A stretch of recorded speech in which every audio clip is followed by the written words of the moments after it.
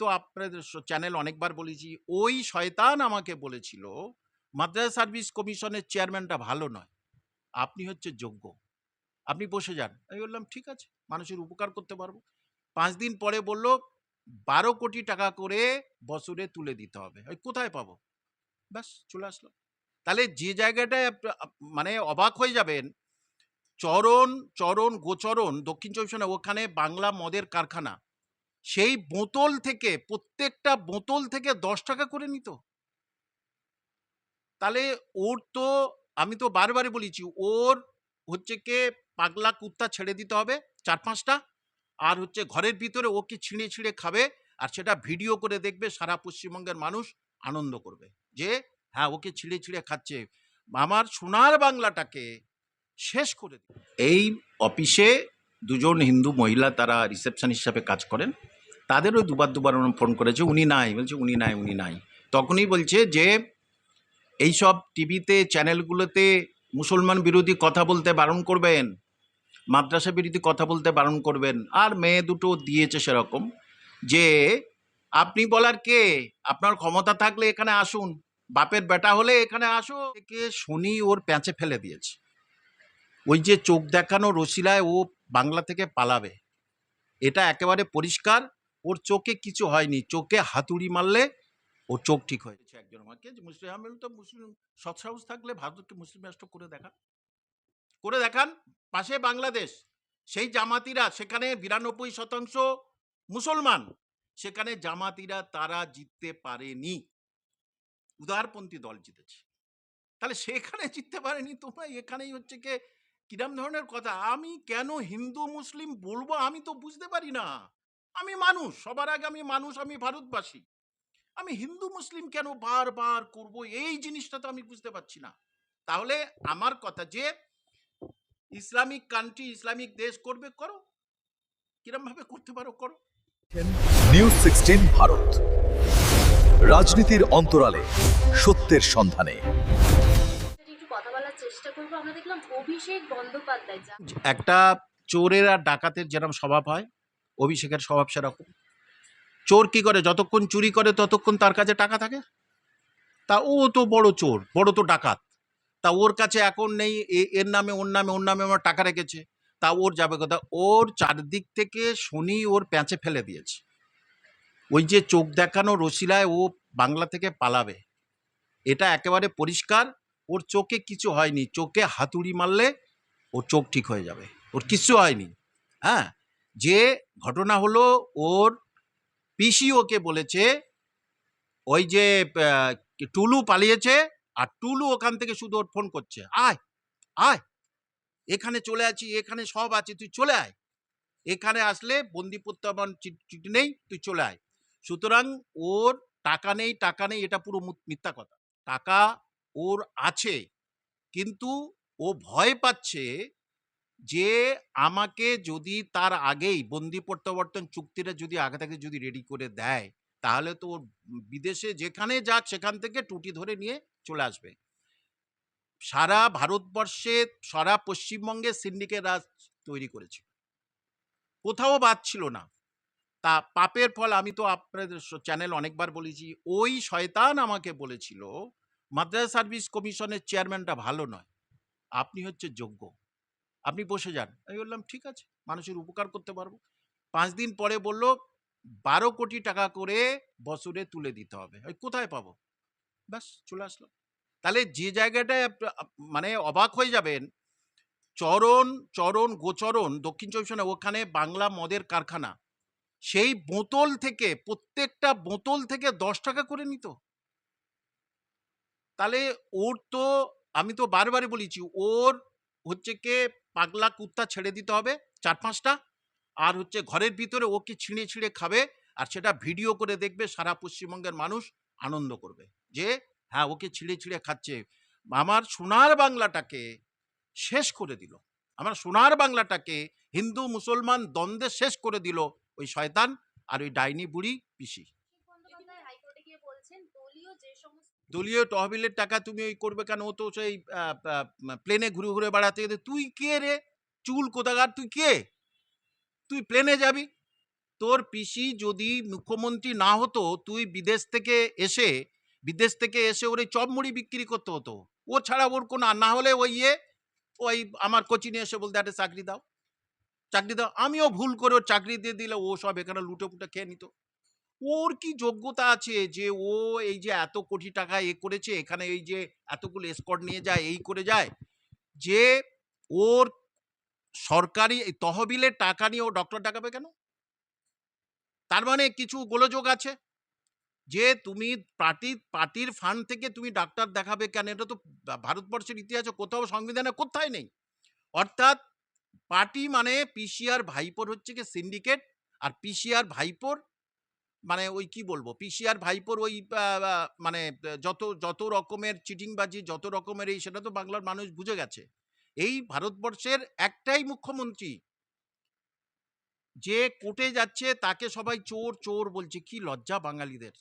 অন্য স্টেটে যেতে পারি না। হ্যাঁ, বাংলা থেকে এসছে, একটা মুখ্যমন্ত্রীকে বলছে চোর চোর চোর। তাহলে কি সংস্কৃতি এসেছে? এবং এই মুখ্যমন্ত্রীর, এই প্রাক্তন মুখ্যমন্ত্রীর দৌলতে, মানে মমতা ডাইনির দৌলতে এই ডিম কালচার ইংল্যান্ডে হয়েছে, আবার নাকি আমেরিকায় কোথায় হয়েছে, সেখানে ডিম ছুঁড়েছে। তাহলে ও গর্ব করে বলবে বাংলাকে, মানে মমতা ব্যানার্জির কালচারটাকে নকল করছে এখন বিদেশ। দেখলাম গতকাল ভাঙড় থেকে গ্রেফতার করা দেখুন, শিক্ষা প্রতিষ্ঠান বলতে এমনি স্কুলগুলোতে হয় না, সরকার স্বীকৃত মাদ্রাসা থেকেগুলো হয় না, যে মাদ্রাসাগুলো মুড়িমুড়িকির মতো জমে উঠেছে, খারিজি মাদ্রাসা। খারিজি মাদ্রাসা, এখানেই এই জিনিসগুলো হয়। তার কারণ আমি তো বারবারই বলেছি যে মাদ্রাসা মানে শিক্ষা প্রতিষ্ঠান, সেখানে ৮০% আধুনিক শিক্ষা দেওয়া হোক, আধুনিক শিক্ষা দেওয়া হোক। আপনাকে আমি একটু আগে বলছিলাম, এখানেই কটা মুসলিম মেয়ে পড়তে এসছে আপনি দেখুন, আপনি পাবেন না। তাকে বুমটা নিয়ে যান, সে বলবে বহু কষ্ট করে আমাকে পড়তে আসতে হচ্ছে, কারণ তুই রান্নাঘরে থাকবি, রান্না করবি, তুই চাকরি করবি না। তাহলে মাদ্রাসাগুলোতে কেন আধুনিকতার ছোঁয়া দিচ্ছে না? কেন ডাক্তার হবে না? কেন ইঞ্জিনিয়ারিং হবে না? কেন হাতের কাজ শিখবে না? কেন? এই এই এই এখানে মগজ ধোলাই করা ছাড়া কিছু না। যারা টাকা দেয় তারা যা খুশি করতে পারে, যে আমাদের টাকায় তো তোর মাদ্রাসা চলে, তাহলে তোকে এটা করতে হবে। তাহলে ইমিডিয়েটলি আসলে মুসলিম শিক্ষিত ছেলে মেয়েদের মধ্যে এই জাগরণটা নেই। এখন মুচির ছেলে আইপিএস হচ্ছে, তাহলে ইমামের ছেলে ইমাম, তার ছেলে ইমাম, তার ছেলে ইমাম। কেন আধুনিকতাটা নিজে আসতে পারে না? সবসময় আরবি ঘরে শিখবো? আমি তো 7-8-এ সংস্কৃত শিখেছিলাম স্কুলে, আর 5-6 হচ্ছে হিন্দি শিখেছিলাম, আর আরবিটা ঘরে পড়ে নিতাম। ঘরে পড়লে তো হয় কোনো অসুবিধা নেই। কিন্তু এখানে এই যে আজকের অন্যান্য শ্রেণীর মানুষের সন্দেহ হচ্ছে কেন মাদ্রাসা দেখে? এই মাদ্রাসাগুলো এইরকম হচ্ছে বলে মানুষের সন্দেহ হচ্ছে, যে সেই জন্যে এটা বাংলার ক্ষেত্রে আরো খুব খারাপ হচ্ছে। যারা সদ্বুদ্ধি সম্পন্ন মুসলিম না, তাদেরকে মানুষ আর বিশ্বাস করছে না। চাঞ্চল্যকর তথ্য আমরা যেটা দেখলাম যে দক্ষিণ আমার এই অফিসে দুজন হিন্দু মহিলা, তারা রিসেপশন হিসাবে কাজ করেন, তাদেরও দুবার ফোন করেছে, উনি নাই, বলছে উনি নাই। তখনই বলছে যে এইসব টিভিতে চ্যানেলগুলোতে মুসলমান বিরোধী কথা বলতে বারণ করবেন, মাদ্রাসা বিরোধী কথা বলতে বারণ করবেন। আর মেয়ে দুটো দিয়েছে সেরকম, যে আপনি বলার কে? আপনার ক্ষমতা থাকলে এখানে আসুন, বাপের বেটা হলে এখানে আসুন। কি বলেছে সারা ভারতবর্ষের লোক শুনছে সমস্ত জায়গায়। আপনার কিছু ক্ষমতা থাকলে আসুন, আর কিছু করে দেখাতে পারলে দেখান। সঙ্গে আমি জানিয়ে দিয়েছি সরকারকে, তারা এবার অ্যাকশন নেবে এবং সরকারের তরফ থেকে আশা করি এটা দিল্লিতে চলে যাবে। কারণ আমি হিন্দু ধর্মকে যেমন রেসপেক্ট করি, খ্রিস্টান ধর্ম, ইসলাম ধর্মে আমার কোনো আপত্তি নেই, কোনো কিছু নেই বাড়াবাড়িতে। এবং মানুষ হচ্ছে কই, আধুনিক শিক্ষা কই? আপনি ইন্দোনেশিয়া, হ্যাঁ, আর আরব কান্ট্রি, ইরান, ইরাক, এইসব জায়গায় দেখুন মাদ্রাসাগুলোতে না পণ্ডিত মানুষ জন্মাচ্ছে, সেখানে ডাক্তার, ইঞ্জিনিয়ারিং হচ্ছে। 1781 সালে প্রথমেই কলকাতা মাদ্রাসা হয়েছিল, সেখানে বহু পণ্ডিত ব্যক্তি সেখান থেকে হয়েছে। মীর মোশাররফ হোসেন বিখ্যাত লেখক, ওখান থেকেই। এই অবিভক্ত বাংলার মুখ্য প্রধানমন্ত্রী বলা হতো তখন, ফজলুল হক, তিনি কিন্তু ওখান থেকেই পাস। তাহলে এখনকার মাদ্রাসা এগুলো হবে না কেন? আমার এইটাই তো অবজেকশন। কেন এই মাদ্রাসাগুলোতে শুধু আমরা আরবি আর সাধারণ জ্ঞান পড়বো, ইতিহাস ভূগোল বিজ্ঞান পড়ছি, কিন্তু এইটা আমরা বেশি পড়বো না কেন? যাতে আমরা নিজের হাতে কিছু করে খেতে পারি, হাতের কাজ করাতে পারি। যে ডাক্তারের ছেলে ডাক্তার, ইঞ্জিনিয়ারের ছেলে ইঞ্জিনিয়ার বহু বছর আগে ছিল, এখন যিনি সুইপার ঝাড়ু দেয় তার ছেলে আইপিএস হচ্ছে। তাহলে এই শুধু ইমাম সাহেব তার ছেলে ইমাম সাহেব, তার ছেলে ইমাম সাহেব, কেন? এটা কেন হবে? ইমামতি করব, সরকারি চাকরি করব, গ্রামকে মেসেজ দেবো, দেখো আমাদের পাড়ায় কিন্তু শিক্ষিত ছেলে মেয়ে হচ্ছে, তারা কিন্তু চাকরি পাচ্ছে, তারা ডাক্তার হচ্ছে, তারা ইঞ্জিনিয়ার হচ্ছে। ডাক্তার ইঞ্জিনিয়ার হচ্ছে তো পশ্চিমবঙ্গে বহু মুসলিম ডাক্তার ইঞ্জিনিয়ার হয়েছে, কিন্তু মাদ্রাসাগুলো থেকে কজন হয়েছে সেটা আমার জানা নেই। কারণ আমি বারবারই বলেছি যে আমি তো সংস্কৃত শিখেছিলাম 7-8-এ, বাড়িতে আরবি পড়তাম। তাহলে এখানেও এটা ল্যাঙ্গুয়েজ তুই পড়ো, কিন্তু আমি বলছি এমন তৈরি হবে, যারা আমাদের সংবিধান তৈরি করেছিল, রফি আহমেদ কিদাই, আবুল কালাম আজাদ, তারা সংবিধান তৈরি করেছিলেন, তারা মুসলমান ছিলেন, তারা কম পণ্ডিত ছিলেন না। তাহলে তারা যদি এইরকম জায়গায় উঠে, তাহলে পশ্চিমবঙ্গের প্রান্তিক মুসলমানদের সন্তানদের উন্নয়ন কেন হবে না? আপনি উপরে দেখুন, 100 জন ছেলে মেয়ে পড়াশোনা করছে, তারা টেট দেবে।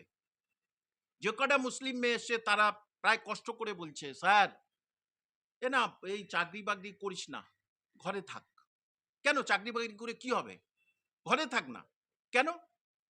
হিন্দু ভাই বোনরা, হিন্দু বোন তারা পড়াশোনা করছে, তারা চাকরি পাচ্ছে, তাহলে তুমিও কেন পাবে না?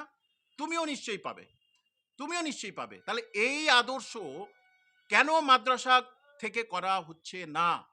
কথা, কেন মাদ্রাসাগুলোতে তুমি চাকরির পরীক্ষার জন্য তুমি ট্রেনিং দেবে না? তোমরাই দাও, আমি কেন দিতে? আমরা কথা ছেড়ে দিয়ে হয়তো বলবো আমি দেবো বলে তাই বলছি, তোমরাই দাও। সরকারি চাকরি, নার্সিং করাও, হ্যাঁ নার্সিং এইসব করাও, ডাক্তার ইঞ্জিনিয়ার নিটের কোচিং করাও। যেটা আলিগড় ইউনিভার্সিটি, যেটা মুসলিম ইউনিভার্সিটিতে, সেখানে আইএএস আইপিএস এর ট্রেনিং দেওয়া চলে এবং প্রচুর আইএএস আইপিএস সেখান থেকে বার হয়।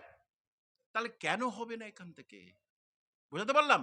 তার মানে কি এরা ভেবেছে যে কামাল হোসেন শুধু সব শিক্ষিত ছেলে মেয়ে করে ডাক্তার ইঞ্জিনিয়ারিং করলে মাওলানাদের কি হবে? এই ইমাম সাহেব তাহলে আর পাওয়া যাবে না, তাহলে কি হবে? এটাই হয়তো ভেবেছে, ভয় থেকে এইসব করছে। এমনটাও বলা হয়েছে যে আমরা ভারতের সংবিধান, এমন ধরনের, যে এটা ফোনে বলেছে একজন আমাকে, যে মুসলিম, আমি তো মুসলিম সৎসাহস থাকলে ভারতকে মুসলিম রাষ্ট্র করে দেখান। পাশে বাংলাদেশ, সেই জামাতিরা, সেখানে 92% মুসলমান, সেখানে জামাতিরা তারা জিততে পারেনি, উদারপন্থী দল জিতেছে। তাহলে সেখানে জিততে পারেনি, তোমরা এখানেই হচ্ছে কে কিরম ধরনের কথা? আমি কেন হিন্দু মুসলিম বলবো? আমি তো বুঝতে পারি না। আমি মানুষ, সবার আগে আমি মানুষ, আমি ভারতবাসী। আমি হিন্দু মুসলিম কেন বারবার করব, এই জিনিসটা তো আমি বুঝতে পারছি না। তাহলে আমার কথা, যে ইসলামিক কান্ট্রি, ইসলামিক দেশ করবে, করো, কিরম ভাবে করতে পারো করো।